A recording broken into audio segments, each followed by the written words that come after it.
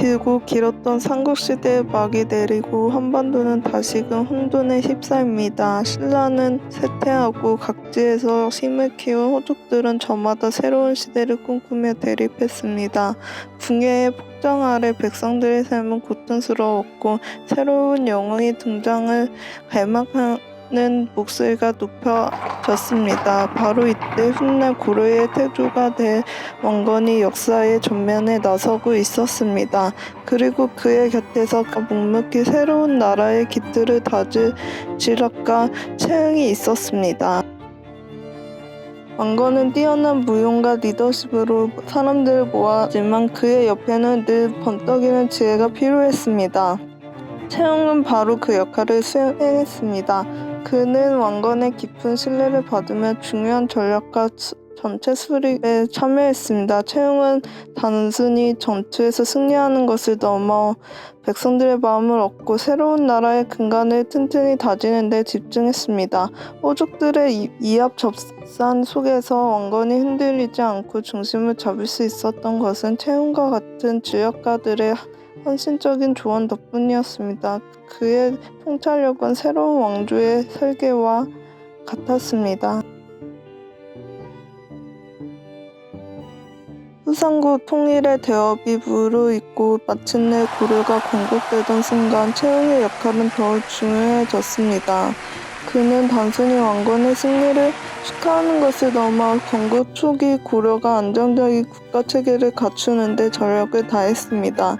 특히 그의 관심은 오직 백성들의 삶에 있었습니다.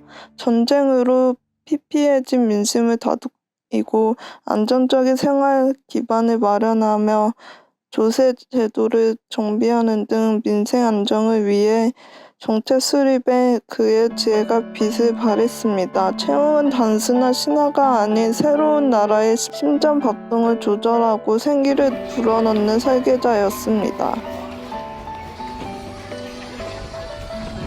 최응은 화려한 무은이나 극적인 외교 담판으로 역사의 전면에 부각되지는 않았습니다. 하지만 고려의 초석을 다지는 데 그의 기여는 그 어떤 공신 못지않게 중요했습니다. 그는 왕건에게 필요한 조언을 아끼지 않았고 때로는 쓴소리도 마다하지 않으며 국정 운영의 방향을 제시했습니다. 그의 이러한 헌신 덕분에 고려의 초기 혼란을 최소화하고 중앙집권 체계를 향한 발걸음을 내딜 수 있었습니다. 최응의 이름은 많은 이들에게 알려지지 않았을지라도 고려의 견고한 뿌리를 내리는 데 결정적인 역할을 한 진정한 의미의 숨은 위인이었습니다. 최응은 그렇게 고려의 기틀을 다지고 왕건과 함께 새로운 시대를 열었습니다. 그의 삶은 화려함보다 묵묵한 헌신과 지혜로 가득했습니다.